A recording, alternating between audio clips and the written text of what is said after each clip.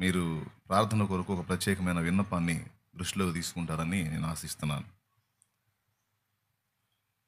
రాష్ట్రంలో, దేశంలో జరగబోతున్నటువంటి పరిణామాలని మీ దృష్టిలోకి తీసుకొని రావాలి. ముఖ్యంగా దేశంలో ఉత్తరప్రదేశ్లో నిన్నటి రోజున ఒక న్యూస్ వచ్చింది ఉత్తరప్రదేశ్ నుంచి. అదేంటంటే మత నిరోధక బిల్లు అనేదాన్ని అమలు చేయకుండానే భారతదేశంలో ఉత్తరప్రదేశ్ రాష్ట్రంలో మత నిరోధక బిల్లు అమలు చేయకుండానే మతం మారితే మారిన వ్యక్తికి, అలాగే మార్చిన వ్యక్తికి కూడా 5 ఏళ్ల నుంచి యావజ్జీవం శిక్ష పడేటట్లు సవరణలు చేశారు. అది ఉత్తరప్రదేశ్ ముఖ్యమంత్రి ఎవరో మీకు తెలుసు. అతను నిన్నటి రోజున దీని గురించి వ్యక్తం చేయడం జరిగింది. ఆ న్యూస్ నిన్న నేను చూశాను. నేను న్యూస్ని అబ్జర్వ్ చేస్తాను. అసలు ఏం జరుగుతుంది, ప్రపంచంలో ఏం జరుగుతుంది, రాష్ట్రంలో ఏం జరుగుతుంది, దేశంలో ఏం జరుగుతుంది అని నేను పరిశీలిస్తాను. అంటే ముందు ఒక రాష్ట్రం నుంచి వాళ్ళు తమ పనిని మొదలు పెడతారు. అందులో భాగంగా ఉత్తరప్రదేశ్ని ఎంచుకున్నారు. ఉత్తరప్రదేశ్లో అదిగో న్యూస్లో కూడా వచ్చింది. అది ఎప్పటి న్యూస్నైనా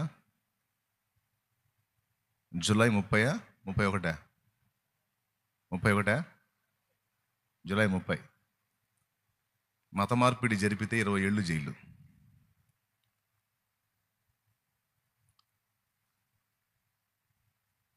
ఒక్కోసారి జీవిత ఖైదు కూడా పడవచ్చు అని మొదలుపెట్టారు. వాళ్ళు తెలివిగా చెప్తున్నటువంటి ఆన్సర్ ఏంటంటే, లవ్ జిహాదీ పేరుతో కొంతమంది ఈ ఇస్లామిక్ ఉగ్రవాదులకి చిక్కుతున్నారు మన దేశపు ఆడవాళ్ళు, మగవాళ్ళు. దానివల్ల మన దేశానికి నష్టం కలుగుతుంది. కాబట్టి ఈ లవ్ జిహాద్ పేరుతో హిందువులుగా ఉన్న స్త్రీలను కానీ పురుషుల్ని కానీ ముస్లింలుగా మారిస్తే, మరి లవ్ చేసినప్పుడు నేను నిన్ను చేసుకోవాలంటే నువ్వు ముస్లింగా మారాలి, అలా నువ్వు ముస్లింగా మారితేనే మరి నేను నిన్ను చేసుకుంటాను అంటే లవ్ కోసం ముస్లింగా మారడానికి ఇష్టపడతారు, జెంట్స్ కానీ లేడీస్ కానీ. అలా మన దేశంలోనే ఉండి ఆ మతంలోనికి మారి మరి వాళ్ళ కార్యకలాపాల్లో వీళ్ళు కూడా చేతులు కలిపి మన దేశానికి నష్టం తెచ్చే అవకాశం ఉంది అని దాన్ని ఊరకట్లా చూపించి, అంటే వాస్తవంగా అంత సీన్ లేదు, అయినా సరే కొన్నిటిని చూపించి దాన్ని అడ్డం పెట్టి రాజ్యాంగంలో మనకి ఇవ్వబడిన హక్కుని చాలా తెలివిగా దాన్ని నిరోధించేటువంటి ప్రక్రియ ఇది. రాజ్యాంగంలో ఆర్టికల్ 25లో భావ స్వేచ్ఛ, మత స్వేచ్ఛ కూడా ఇవ్వబడింది. అందులో ఏముంటుందంటే, ఒకడు తన అంతరాత్మ ప్రబోధానుసారం ఏ మతాన్నైనా అవలంబించవచ్చు, ఏ విశ్వాసాన్నైనా అంగీకరించవచ్చు. దాన్ని ఇతరులు అడ్డగించకూడదు. ఇప్పుడు నాకు ఇష్టమైంది, నేను హిందువుగా ఉండి క్రైస్తవుడిగా మారాను. నాకు ఇష్టమైంది నేను బుద్ధిస్ట్గా మారుతాను. నాకు ఇష్టమైంది నేను ఇంకో మతంలోకి వెళ్తాను. నాకు ఇష్టమైంది దేవుడే లేడనే నాస్తికత్వంలోకి నేను వెళ్తాను. అది నా ఇష్టం, నా భావ స్వేచ్ఛ. అలా నాకు ఇష్టమైన దానిలోకి వెళ్ళడానికి రాజ్యాంగం నాకు ఇచ్చిన హక్కు, నీకు ఇచ్చిన హక్కు అది. కానీ వీళ్ళు ఏం చేస్తున్నారు, ఒక వ్యక్తి తనకి ఇష్టమైనటువంటి మతంలోనికి లేదా విశ్వాసంలోకి వెళితే చాలామంది మారిపోయే ఛాన్స్ ఉంది. చివరికి మన సనాతన విశ్వాసం అడుగంటిపోయే అవకాశం ఉంది. మన మనువాదం నాశనమయ్యే అవకాశం ఉంది. మన పెత్తందారీతనం, మన అగ్రాధిపత్యం దెబ్బతినే అవకాశం ఉంది. కాబట్టి ఎట్లనన్నా కానీ రాజ్యాంగం కల్పించినటువంటి హక్కుని ప్రజలు వినియోగించుకోకుండా ప్రజల్ని ఒక చట్రంలో బిగించాలనే కుట్రతో ఉత్తరప్రదేశ్లో ఇప్పుడు మొదలుపెట్టారు. ఆల్రెడీ వందలాది మంది సేవకుల్ని జైళ్ళలో వేశారు. మీకు తెలియదు ఆ సంగతి? వందలాది మంది సేవకుల్ని ఆల్రెడీ జైల్లో వేశారు. ఇప్పుడు వాళ్ళు జైల్లో ఉన్నారు. ఇక్కడ నుంచి అక్కడ ఉన్న సేవకుల్ని ఎవడన్నా కలవడానికి వెళ్ళినా కూడా ఎవరన్నా సమాచారం ఇస్తే చాలు తీసుకెళ్ళి అరెస్ట్ చేసి లోపలేసేస్తున్నారు. అంటే భయం పట్టుకుంది.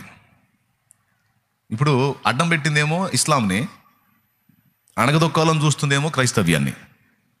ఎందుకు చెప్పండి? ఇప్పుడు ఎక్కువగా విస్తరించి వ్యాపిస్తున్నటువంటి విశ్వాసం ఏది? ఇస్లామా, క్రైస్తవ్యమా? ఇస్లాంలోనికి అనేక మందిని మార్చండి అని వాళ్ళకి ఆజ్ఞ ఇవ్వబడలా. ఇస్లాంను గురించి లోకానికంతా చాటండి, అనేక మందిని ఇందులోకి మార్చండి అని వాళ్ళకి ఆజ్ఞ ఇవ్వబడలా. వాళ్ళొక జనాంగం, ఆ జనాంగం అలా ఉండాలి. వాళ్ళకి అవకాశం ఉంటే వంశోత్పత్తి చేసుకోవచ్చు, పిల్లల్ని ఉత్పత్తి చేసుకొని వాళ్ళ జనాంగాన్ని పెంచుకోవటం అనేది వాళ్ళకి. అంతేగాని వాళ్ళు మనం కానీ సువార్త చెప్పి అనేక మందిని రక్షణలోనికి క్రీస్తునందలి విశ్వాసంలోకి తీసుకొచ్చినట్టు వాళ్ళకి అది ఆజ్ఞ కాదు, అది ఇవ్వబడలా వాళ్ళకి. అందుకే వాళ్ళు ఏదో వాళ్ళ విశ్వాసంలో వాళ్ళు ఉంటారు. వాళ్ళు ఒకళ్ళ జోలికి పోకుండా ఎవరన్నా రావాలన్నా కూడా చాలా పెద్ద ఆంక్షలు ఉంటాయి అందులోకి. ఎవడన్నా ఒకడు ముస్లింగా మారాలంటే చాలా కట్టుబాట్లు ఉంటాయి. అవన్నీ వాడు అంగీకరిస్తే కానీ అందులోకి చేంజ్ అవ్వడానికి ఒప్పుకోరు. కానీ ఒకడు క్రైస్తవ్యంలోకి రావాలంటే ఏ ఆంక్షలు లేవు. మారు మనసు పొంది పాప క్షమాపణ నిమిత్తం బాప్తిస్మం పొందటమే. ఒకడు ముస్లింలోనికి మారాలంటే సున్నతి పొందాలి, ఇంకా కొన్ని కట్టడలు ఉంటాయి, అవన్నీ చేయాలి. కాబట్టి చాలామంది అందులోనికి వెళ్ళరు. కానీ క్రైస్తవ్యంలోనికి చాలామంది ఎందుకు వస్తారంటే ఈ కాడి సులువైంది.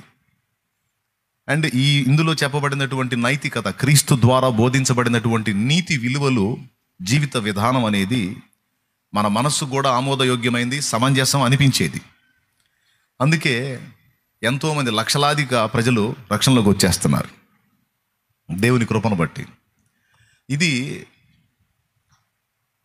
మతోన్మాద శక్తులకు, మనువాదులకు కంటకింపుగా మారింది. అందుకని ఎలాగైనా సరే దీన్ని అడ్డగించాలని వాళ్ళు శతవిధాల ప్రయత్నం చేసి మరి ఇప్పుడు మూడవ మారు మళ్ళా వాళ్ళకి దేవుడు అవకాశం ఇచ్చాడు, ప్రజలు కూడా అవకాశం ఇచ్చారు. ఈ అవకాశాన్ని ఖచ్చితంగా సద్వినియోగం చేసుకుంటారని నేను అనుకుంటున్నా. వాళ్ళు సద్వినియోగం చేసుకోవటం అంటే అర్థం ఏంటంటే సంఘానికి అగసాట్లు రావటం, సంఘాన్ని వాళ్ళు తొక్కి పట్టడానికి ప్రయత్నం చేయటం, క్రీస్తు సువార్తను అడ్డగించడానికి కుట్ర పన్నటం. ఇప్పుడు ఆల్రెడీ అది స్టార్ట్ అయింది భారతదేశంలో, ముఖ్యంగా ఉత్తర భారతదేశంలో, ఉత్తరప్రదేశ్లో ఇది జరుగుతుంది. ఇప్పటికే నిష్కారణంగా వందలాది మంది సేవకులు ఇప్పుడు జైల్లో ఉన్నారు. మనకెందుకులే అని మనం ఊరుకోవడానికి లేదు. మన వంతు మనం ప్రార్థించటం, ఏదైనా శృతి మించి మనం రోడ్డు ఎక్కాల్సి ఉంటే అవసరమైతే దానికోసం మన వంతుగా మనం ప్రతిఘటించటం, పోరాడటం అనేది మనం చేయాలి. ఎక్కడో జరుగుతుందిలే మనకెందుకు అనుకోవడానికి వీల్లేదు. మన వంతు స్పందన, నిరసన అనేది మనం తెలియజేయాలి. అయితే అది శాంతియుతంగా ఉండాలి. మళ్ళీ అది వివాదాస్పదంగానో అభ్యంతరకరంగానో ఉండకూడదు. ఒకవేళ అలాంటి పరిస్థితి వస్తే తప్పకుండా ఎలాంటి వాటికి శాంతియుతంగా మన వంతు నిరసన, ఇది రైట్ కాదు అంటే రాజ్యాంగం మాకు ఇచ్చినటువంటి హక్కుల్ని మీరు ఉల్లంఘించేటట్టు ప్రవర్తిస్తున్నారు. రాజ్యాంగాన్ని మారుస్తామని ఒకప్పుడు ప్రచారం చేశారు. ఇప్పుడు మార్చకుండా చిన్న చిన్న సవరణలు చేసి ఇలాంటి చట్టాలను అమల్లోకి తీసుకొచ్చి ఒక్కొక్క చోట మత వ్యాప్తిని, అంటే వ్యాపించే మతం ఏదన్నా ఉంది అంటే క్రైస్తవ్యమే. దీన్ని అడ్డగించడానికి వాళ్ళ వంతు వాళ్ళు పోరాటం చేస్తున్నారు, కృషి చేస్తున్నారు. దీన్ని ఫస్ట్ మీరు దృష్టిలో పెట్టుకొని అవసరమైతే శాంతియుతంగా రోడ్డు ఎక్కాల్సి వస్తే ఎక్కడానికి కూడా మనం సిద్ధమై ఉండాలి. అంతకంటే ముందు వాళ్ళు తీసుకొచ్చిన ఈ దిక్కుమాలిన చట్టాలు నాశనం అయ్యేటట్టు ప్రార్థన చేయాలి. అవసరమైతే దేవుడు జోక్యం చేసుకొని ఆయన బలమైన బాహువు చాపి మరి భారతదేశంలో సత్య సువార్త వ్యాప్తి కొరకు ప్రజలు తరతరాల అజ్ఞానాంధకారంలో నుండి బయటపడి జీవం గల దేవుణ్ణి తెలుసుకోవడానికి వారి మనోనేత్రాలు వెలిగించబడినట్లు, దేవుని సువార్త పరిచర్య విస్తరించున్నట్లు, సంఘములు విస్తరించున్నట్లు మన వంతు మనం ప్రార్థించాలి. మన వంతు మనం పరిచర్యను విస్తరింపచేయాలి. అర్థమైందా?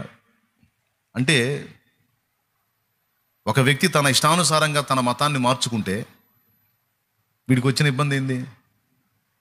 దానికి వీడు పెట్టున్న పేరు బలవంతపు మత మార్పిడి అని. బలవంతంగా ఎవడు మారుతాడు? బలవంతంగా ఎవడైనా మారుస్తామా? అది సాధ్యమైద్దా? కానీ పేరుకు వంకట్ట పెట్టాడు, బలవంతపు మత మార్పిడి అని. అంటే ఇది ఎలాంటిదంటే, నీకు ఇష్టమై నువ్వు యేసుప్రభువుని నమ్ముకున్నా సరే ఇది బలవంతపు మత మార్పిడి. ఏం చేశారు? నీకు ప్రలోభ పెట్టారా? నీకు స్వస్థత వచ్చిందని చెప్పారా? నీకు డబ్బులు వస్తాయని చెప్పారా? లేకపోతే నీకు పరలోకం వచ్చిందని చెప్పారా? ఏం చూపించి నిన్ను ప్రలోభ పెట్టారు? ఏ విధంగా బలవంతం చేయబడ్డావు? మొత్తానికి ఏదో రకంగా నిన్ను బలవంతం చేయబట్టే నువ్వు మారావు. లేకపోతే ఎలా సాధ్యం? నేను ఏదైతే మొత్తుకున్నానో అదే జరిగింది. ఇప్పుడు అదే జరిగింది.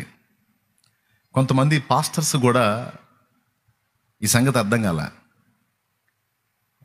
పేరుకి సేవకులే, కానీ వాళ్ళకి ఆత్మల భారం, నశించిపోతున్న జీవితాలను కూర్చున్న భారం ఉండి సస్తే కదా.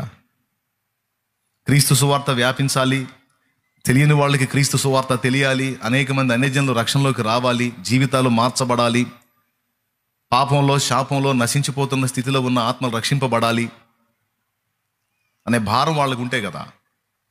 అవి ఏం లేవు. ఆత్మల భారం ఉన్నోడు ప్రశాంతంగా ఉండడు. ఆత్మల భారం ఉన్నోడికి చిత్తశుద్ధి ఉంటుంది. ఆత్మల భారం ఉన్నోడు మనం దేని విషయంలో జాగరూకులమై ఉండాలనే మెళకు కలిగి ఉంటాడు. కొంతమంది సేవకులు సహా వీటిని ఆలోచించకుండా మూర్ఖంగా ప్రవర్తించారు ఈ మధ్యకాలంలో. ఇప్పుడు ఆ ఫలితాన్ని ప్రతి ఒక్కళ్ళు అనుభవించాల్సిందే, అనుభవించాలి. అందుకే ఇక మనకు మాటలతో వేస్ట్. ప్రార్థన చేయటమే మనకి తరువాతి కర్తవ్యం. ఇంక వేరే మార్గమే లేదు.